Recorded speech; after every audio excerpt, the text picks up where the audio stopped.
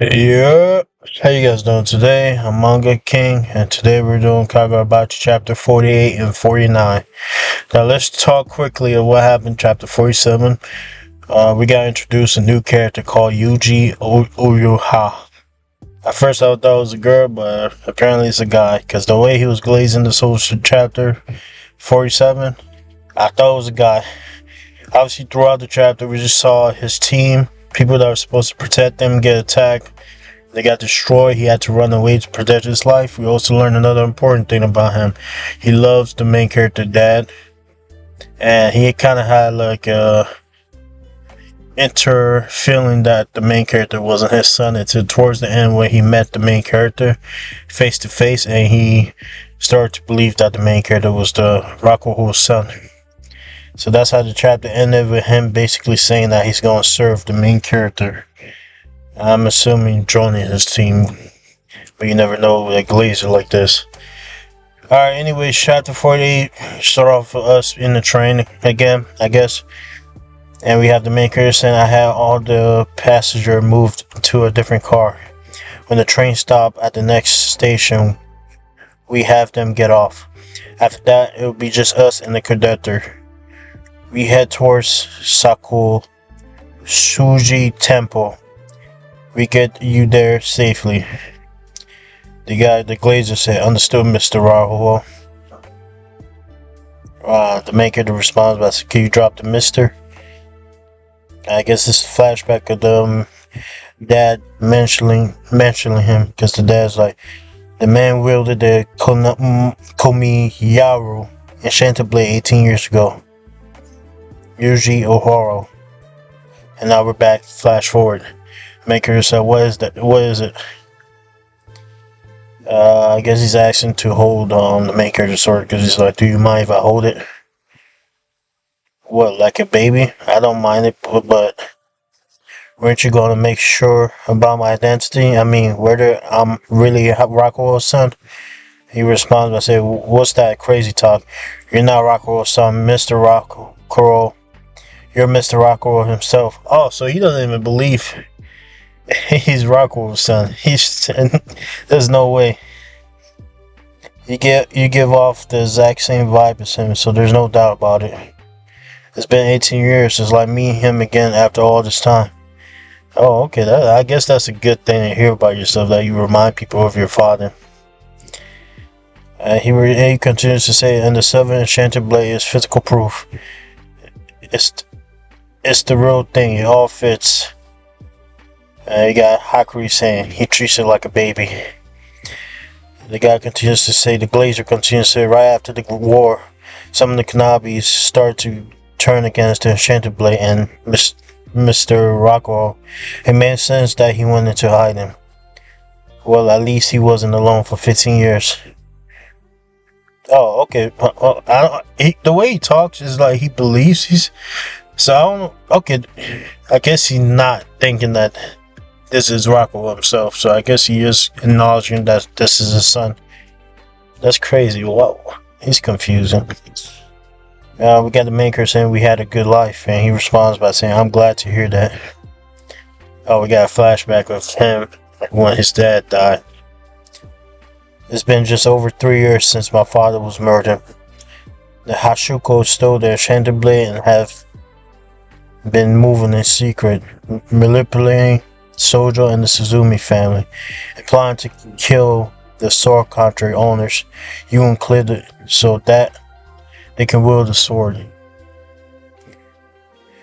And that weapon was part of their plot. We see the stone that Sojo, I guess, made.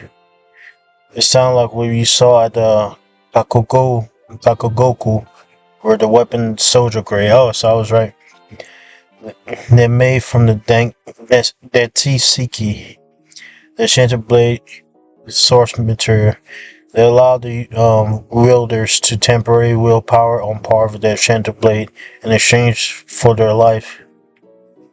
The guy responds, you know about that? I've seen it myself, but I don't know. There were so many. Man, there's a lot of talking to the chapters. Goddamn. In any case, the Hashuko plot is to attack all at once with weapons on par with the Chandelier and take down all of the Susa vultures. I don't know what that means. The guy responds by saying, the Glazer responds by saying, meanwhile, the Hashuko themselves are still operating behind the scenes. I hear one did make an appearance at Kagoku. He said, yeah, but only for a moment. He was clearly leading those sorcerers. The main character said this seemed to averse to taking on personal risk. In that case, we can assume that it simply isn't infinity, but they got at least enough of those weapons soldier made and higher hands to wield them to attack the full fortress. Okay, so they attack all the other fortresses at the same time. And the weapons we have of that calibers are Ente and the Flame Bones. Haku's like, so we're outgunned. The Glazer responds by saying your calculations are nonsense. I'm still alive. The first attack on Suzu Fortress was a failure inside. He thinks of his guys. The guy with the headbands basically saying, he's saying, we give our lives to hold them off for as long as we can. We better survive this or our cursor. I guess we're staying with them. Alright now. Hey clerk, what's outside? What's our status? Some random guy said the facility wreck and the 4 guards are injured. And the rest, they're doing well. Alright, give me the tag number 108 here. And the guy with the headband said, here we go, you bastards. We go back to the Glazer saying the guards at the fortress are elite fighters. We see a bunch of random people. That I guess it's people fighting. They're intruders. The Sentinel, Miss Oho, escaped. Then our job now is to lure the enemy and finish them off. Usually get a bunch of cool designs. The Glazer continues to say if they just hire some random sorcerers as assassins, they're out of the league. The weapon might give them an edge, but my guys won't go down easily. The Kanabi guards have more than just speed and strength going for them. They're also spirits and work well together. The main character said, you think they can win? The Glazer respond by saying, I spent 3 years with them. I have at least that much faith in them. Okay, they actually beat their ass. More smoke axe. Okay, this guy with the headband is going crazy. He's got so much for giving our lives. You see, he just manhandled most of them and just cut them in pieces. I guess they're already done because they're saying U-Haul with his new escort. They're heading to Sokosuji Temple. Let's beat them there and we surprise U-Haul. Nice. We give him a warm welcome. Okay, so they're gonna survive. I like that. But I'm assuming since these groups are gonna survive, I think at least 1 or 2 temples are gonna fall. Anyways, let's go back. It looks like the train about to stop. We say accuracy, there's nobody here. This is our stop. Oh, that. Let me see. We see new characters though, I guess. See, Good Celestian. Wish we had this in my neighborhood. Guess hiring a bunch of random sorcerers wasn't enough. Well, at least we eliminated a few thanks to the Densky. I'm gonna just start calling them a rock. We got another random guy with the other random guy. You look happy. Of course I am. You all finally gave us permission to move. Okay, this guy has the sign that all the bad guys has on his hands. For the past 3 years since we scored the Enchanted Blade, it's been prepared for this and prepared for that. Boring. That was just a prelude, if you would. Now we begin the main act. Of course, I'm excited. The other guy he brought with him said, "How I can't even say that name. Hayukiro. Uh, you do realize these bodyguards have a chance to blaze your side?" The guy responds by saying, "I know that, but we don't need to engage with Entei to kill Yuha. That's why we lug these guys all the way here to make him lose his cool." He shrugs right out of. Oh nah. So the team that actually won, I thought they won, but I guess this guy brought their dead bodies over here to make him lose his cool. Oh, that's crazy. He's coming into the train. You see the main character pulling out Entei.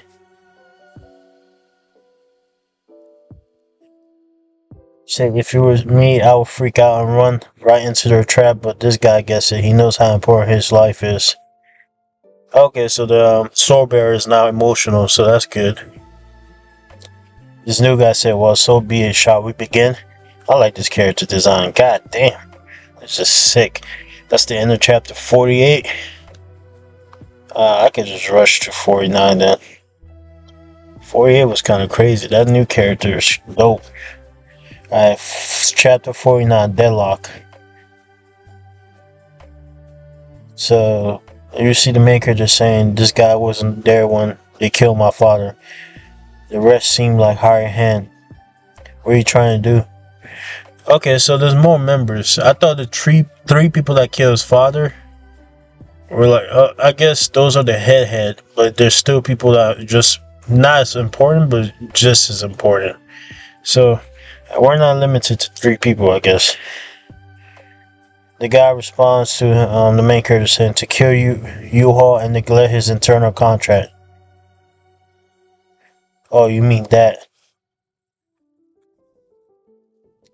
Okay, so the main character is talking about why he brought the people with him. He responds, "I figured he want to say proper goodbye.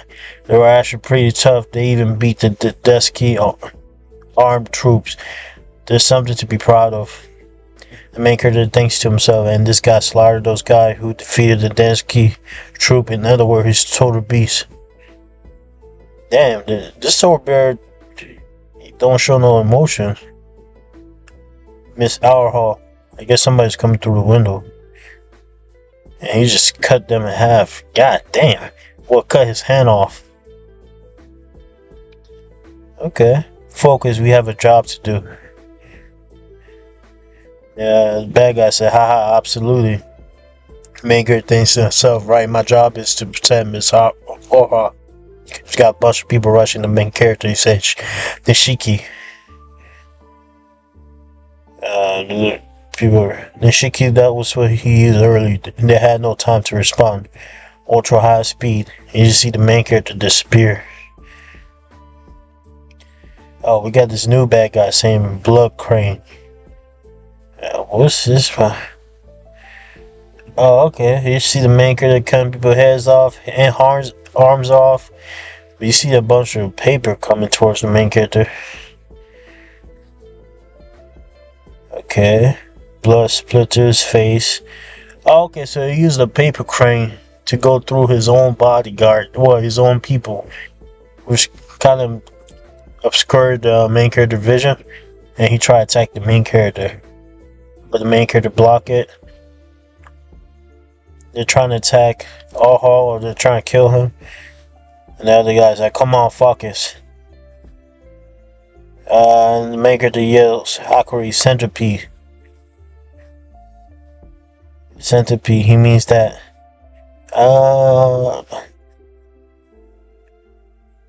And Hakuri kind of grabbed the All-Hall, got the glazer head, and the main character kind of do kind of a spin move and say "curl," and cuts across the train. Let me see, that's a cool ass panel. It's just a bunch of people getting cut. I can't wait for this to get animated. Oh my god, it's gonna be sexy. And they both fell to the ground. Oh, Hakuri and Glazer. I'm gonna call him Glazer from now on. You got the bad guy running towards the main character, nice one. You got the Glazer thinking to himself, the rest of them are no big deal, except for the kid with the long hair. The guy has the skill and speed to come after my life while defending himself against an enchanted blade. It's still a struggle for sure to protect me and deal with him. You have a flashback. A group called the Hashuko kill him. And the Glazer yelled out to the main character, "Don't worry about me anymore, Cheryl. You got this." Okay. You got the main character taking the bad guy out the train. I guess to find the change and find his environment, I guess. The bad guy's like, "You're leaving all on his own? You're sure about that?" The main character's like, "Shut up."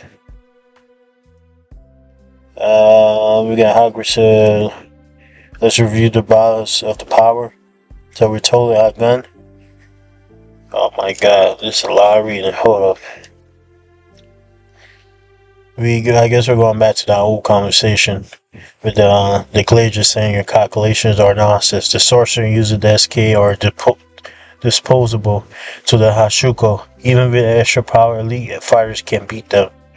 In other words, they're not the issue. The issue is they're weak in the Kanabi guards enough so that their elite fighters can finish them off. The Kanabi side have 2 fighters with enchanted blade level fighting prowess. The Hazuki side has more than that, but they're short-lived. And on both sides, there are skilled fighters and without enchanted blades, so our fighting power is split evenly. So basically, what he's saying. Oh my god, that's so much words. He's basically saying that the bad guys are using random hired gun and giving them those stones that make them strong, but basically it's suicide bombers though, because after they're done, they're gonna die. But once they exhaust everybody else out, their elite fighters from the bad guy will come finish the job. But we don't do that. We don't have that option, so that's kind of a weird disadvantage because of that. As we go back to the story, the Glazer continues saying, "Our key strategy is that soon Hakuri's storehouse power will recover." Hakuri's storehouse power will recover. Hakuri and Miss Oho are headed towards the Sakusojushi fortress. They'll meet up with another owner of the enchanted blade there. If Hakuri is in contact with 2 enchanted blade owners and his powers recover very soon, those 2 enchanted blades will break the deadlock. Okay. But they don't have their enchanted blades though. They're skilled. Anyways, let's go back to the story. The bad guy responds, "So now that we don't have a person to protect, we can really go all out." I love that. You all interest in you. I was hoping to play with you. Too bad it's not just the 2 of us. We're playing for keeps, you might say. We see one of the stones get dropped.